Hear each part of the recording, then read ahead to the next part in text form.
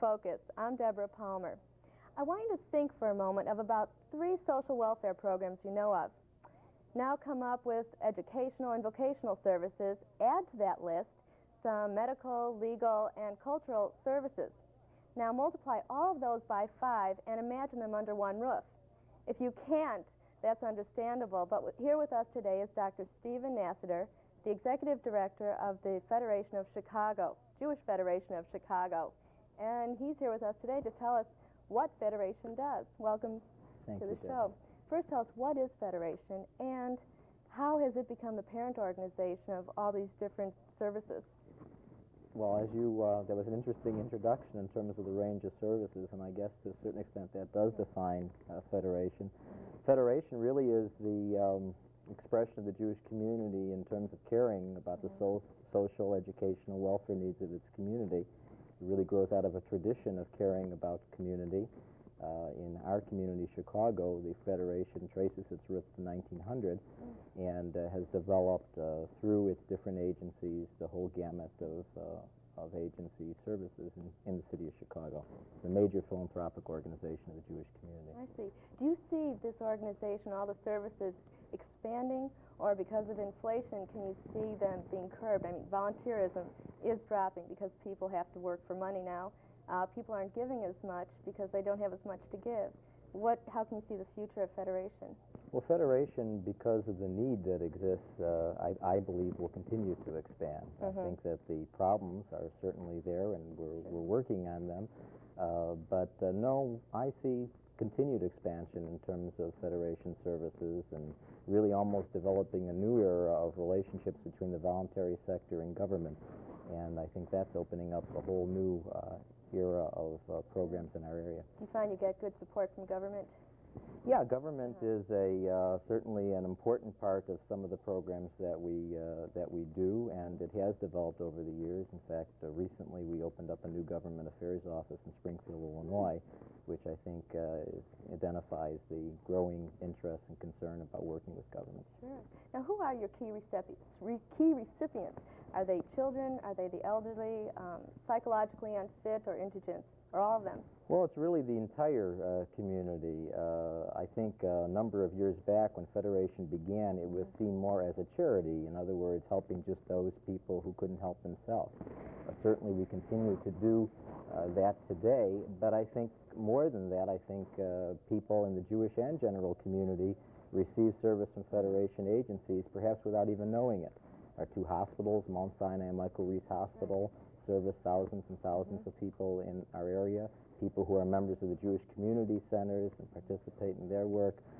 It really touches just about everybody. That's correct. Can you briefly describe some of the services you have under social welfare and who receives the services? Sure. Dividing it really by agencies, our Family Service Agency, Jewish Family and Community Service, does a good deal of work in terms of family counseling. It also is the primary agency that's involved in resettling refugees. That was an initial program of a Federation years ago, and today in 1981 we continue to be very much involved in resettling people. That's correct.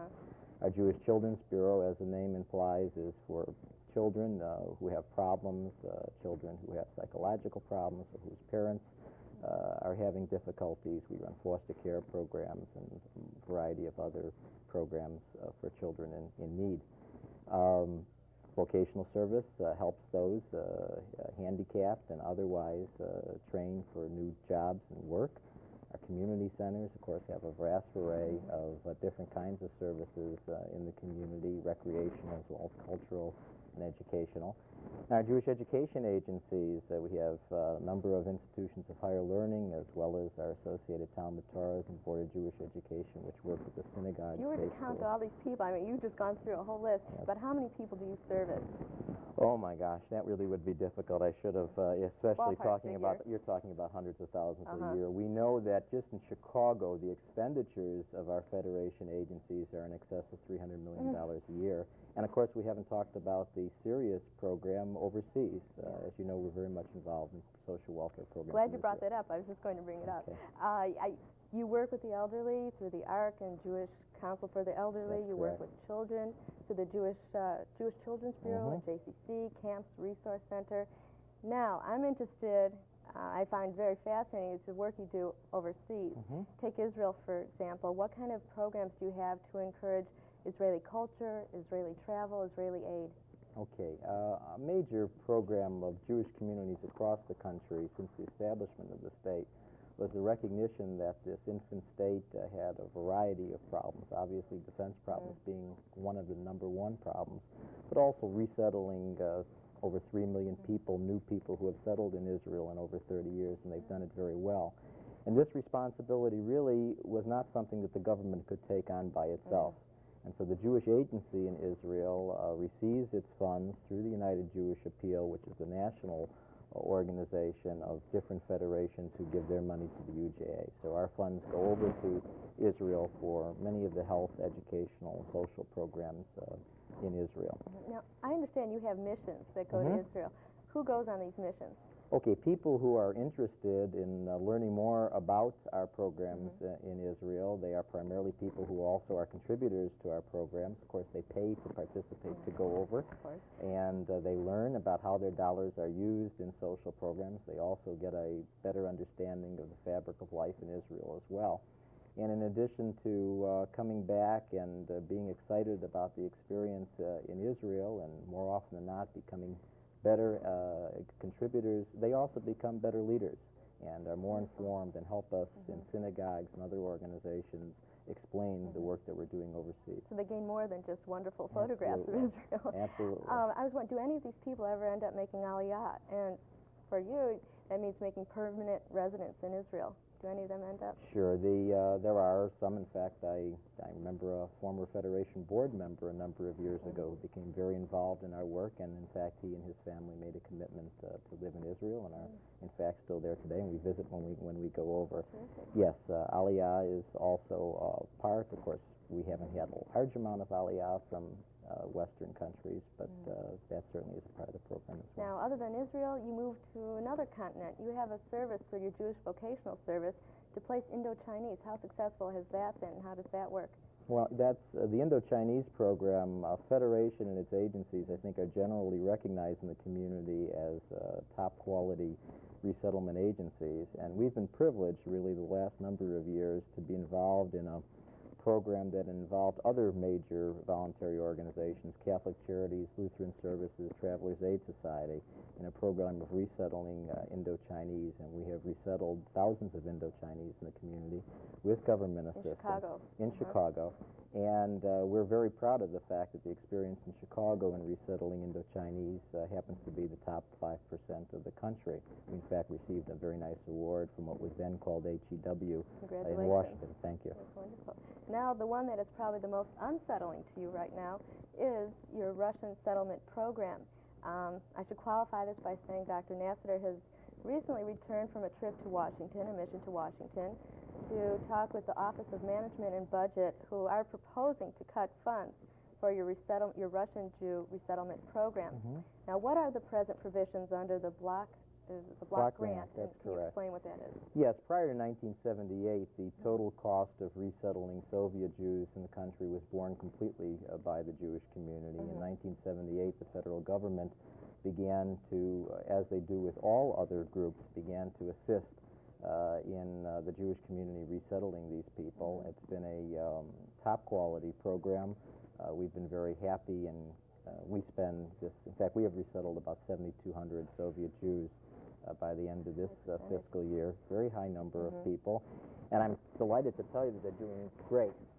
By and large, within 5 months, they're self-sufficient. Seldom do you find any on public welfare. And they're contributing as good American citizens, and equally important, I think they're beginning to learn a little bit about their Jewish heritage and become members of our community. Now, as let's say this proposal does go through and they cut the funds. What happens to Federation? Well, obviously, it'd be different. The disturbing part in this coming year is this was dollars that was already promised by the past Congress, and if it were pulled back, obviously, it would cause a serious problem for us in terms of dollars. We're spending a little over $5.5 million this year on Soviet Jews, and about 1.1 million was to come from the federal government. So it would cause some serious problems for us. But the major issue, and of course we'll work with government, and whatever happens, happens. But the major issue is not so much the funding of Soviet Jews, but the saving of Soviet Jews. And that continues to really be the primary thing. Let's get out the hundreds of thousands of Soviet Jews who wish to leave that country. And this is increasing, though. The numbers are... Well, it goes up and down. I'm not sure that anyone really knows. Of course, 2 years ago, it was a very encouraging year. Over 50,000 were able to come out, and then it began to shut down. And, of course, it's part of the politics between our government and the Soviet Union, and hopefully it'll take a turn for the better. But clearly there are hundreds of thousands of people who want to come out, and our major objective is to help them do that. Okay, let's say I'm one of those people. Let's say my name is Vyashevska Petronovich. I don't even know if that's a name. And let's say I'm in Russia. I just received word that I can leave Odessa. What happens from there? Am I sent to New York? Am I sent to Chicago? Okay, Take care of me. sure. I have 5 kids. Okay, you come, if you are one of those fortunate enough to come out, and after having lost your job and living on nothing for a number of months, you do get out. You come to Vienna. In Vienna, large numbers of those continue on to Israel, which is certainly encouraged, because certainly that country needs many people to go to Israel. And that happens within about 24 to 48 hours. Those who indicate that they don't wish to go to Israel but want to come to perhaps the United States or Canada or Australia stay for a couple of more days and then are transported by the Jewish Agency with assistance of the Joint Distribution Committee to Rome, Rome, Italy. And there's a staging area while their papers begin to get ready, and while they're waiting, it usually takes maybe 6 to 8 weeks before they come to the community. It's a long process, but just think of the places. It's a long they process, and we're involved in terms of funding that, as is the government as well. They then come to the States, and they learn a little bit of English, and they learn some Jewish education while they're there as well, begin prepared for being in the States. They come to Chicago. We know ahead of time. Our Jewish Family Service arranges to meet them at the airport, and they're turned over by HIAS, which is another organization of ours. What does that stand for? Hebrew Immigrant Aid Society. Okay. And they're taken from the airport, and if they have relatives here already, they will usually live with them for the first month. If they don't, we will put them up in an appropriate apartment, and we'll begin to provide some assistance in terms of financial assistance, vocational counseling. Their children, if they wish to go to Jewish day school, will be able to do so at no cost, and the whole gamut of services. And as I indicated, all the agencies working together, on the average, within 5 months, the families are working and are not a drain on the community. Do you ever face a problem? I mean, I come from Russia, and I have this cultural barrier, I have a language barrier, and I'm just being placed in the United States. Do people then come to you and say, I'm really having a problem coping with this? Do you have services to help them? Yes, it is. It's not as I would be doing you a disservice if I said it's very easy and everybody goes through and it's very smoothly. Obviously it's not. Of course it's difficult, especially difficult for adults to learn a new language. It's difficult to learn what it is to be a Jew, because they really don't know what that is. And they do have numbers of problems. One of the difficulty is jobs. It's not that we can't find them a job, but in the Soviet Union, what you do is very important in terms of your own notion of self-esteem. And so the concept of starting at a lower level in the United States and building yourself up is a little bit foreign to them. So we have to deal with that kind of a trauma. And there's misunderstandings in terms of the educational system and all the rest. So it is tough. But we have very capable professionals and volunteers, and the community has been very good. And by and large, it's been a very smooth resettlement process. I have here, this is a quote of yours, bear in mind that our objective is to help the immigrants become self-sufficient as soon as possible. Now let's say these, I'm getting back to the budget cuts, let's say they are cut and they are placed into the hands of public assistance. How is that going to change your objective? Well, that would be a very disturbing thing to have happen, because from my perspective, if you begin with public assistance, you begin a cycle of dependency that you're better off not starting with. And I think the administration, our government, would be wise not to do that, because it would wind up costing more, in my opinion, because of the beginning of dependence of public assistance. And that is, and not only that, also coming back to the immigrants' own sense sense of importance. I think it would be very traumatic for Russian Jews to see themselves as recipients of public assistance. Oh, yeah. This way Pride. This way they participate as part of a community. The other way they would be seen as public welfare recipients. I think that would be a bad thing to happen, and I would hope our Jewish community would not permit that to happen. Do you see any promise in Washington? Is it too early to tell? Can you speculate what is going to happen? Yeah, I'm reasonably confident that this won't happen strictly because it's not efficient. The whole numbers of new budget cuts that are being proposed are in terms of saving dollars, and I think the government will recognize that it will actually cost them more dollars to do it the way that's been proposed. And so I'm very hopeful that the program will continue to be supportive. Okay, getting on to something else. If I were to go up to the Jewish Children's Bureau, if I were to go up to the Jewish Family and Community Services, Council for the Jewish Elderly, and ask them, how do you get your funds? They'd look at you and they'd say, Federation helps us. Now, where does Federation get their funds? Good question. Okay, we are a voluntary organization. Our main source of funds is from the campaign of the Jewish United Fund of Metropolitan Chicago. I'm the executive director, really, of both organizations. You wear 2 hats. That's correct. JUF raises the funds, and Federation spends most of which we raise. But we do have a large campaign in Metropolitan Chicago, a campaign that runs the full length of the year, and each year I think we do a little bit better, and so that's a major source of our funds. We're also a major recipient, a little under $4 million from the United Way of Metropolitan Chicago, which we're very grateful for, in recognition of the high-quality services our agencies provide. As we've been mentioning, each year the involvement of government dollars becomes greater, and we are involved in a number of programs, yes, municipally, state, and federal, in terms of that involvement. And we also work hard in terms of developing an endowment program, which we certainly don't like to take the principal for to meet costs, but when you have special costs like Russian Jews, we may, but we do use the interest from those endowment funds also towards our annual budgeting. So those are the primary sources of our funds. Okay, now you're talking about people giving, and they have to give of themselves, not only of money. How can you see the Jewish role changing in Chicago in general, but in Chicago per se?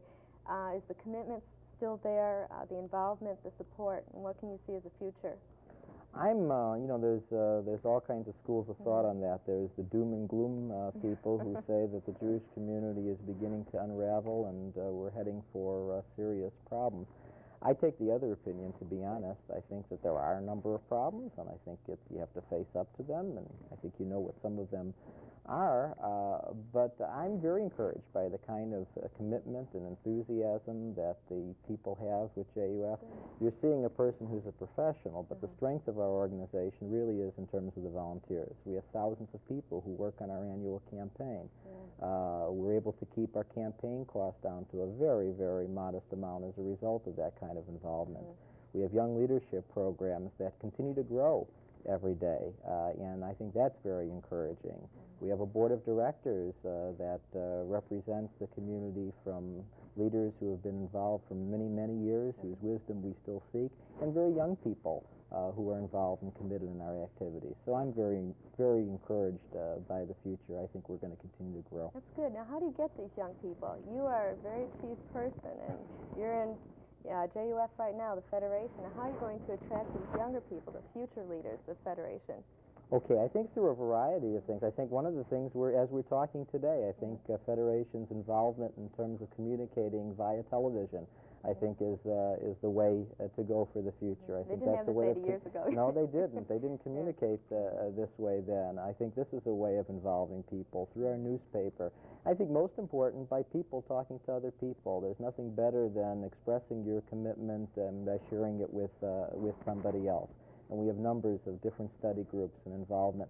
And of course, we're also helped by other organizations, the synagogues in our community. There's over 100 synagogues, and most of them, in fact, are supportive and helpful in terms of encouraging synagogue members to participate in their Federation activities as well. Now, the Nazi March that was in Skokie, it was launched in Skokie in October 1980.